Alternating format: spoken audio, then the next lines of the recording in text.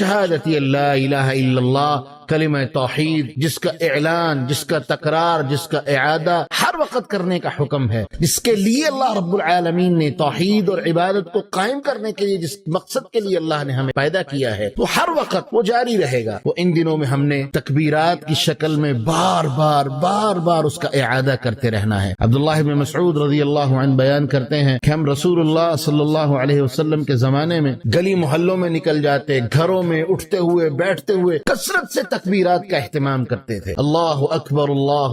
لا الہ الا اللہ واللہ اکبر وللہ الحمد، کثرت کے ساتھ اس کا اہتمام کیجیے۔ اور رسول اللہ صلی اللہ علیہ وسلم ذی الحجہ کا چاند طلوع ہوتے ہی بآواز بلند اونچی آواز کے ساتھ تکبیرات کا اہتمام فرماتے، یہاں تک کہ 9 ذی الحجہ کی فجر سے لے کے 14 ذی الحجہ کی عصر تک رسول اللہ صلی اللہ علیہ وسلم اور صحابہ بالخصوص نماز کے بعد بھی، ہر نماز کے بعد ان کا اہتمام فرماتے۔ تو یاد رہے 2 مقام ہیں، ایک پورے 10 دنوں میں کثرت سے تکبیرات پڑھنا، اور دوسرا کم از کم 9 ذی الحجہ سے لے کے یوم عرفہ سے لے کے 14 ذی الحجہ کی عصر تک یہ تکبیرات کا خاص طور پہ اہتمام کرنا، یہ رسول اللہ صلی اللہ علیہ وسلم کی سنتوں میں سے ایک سنت ہے۔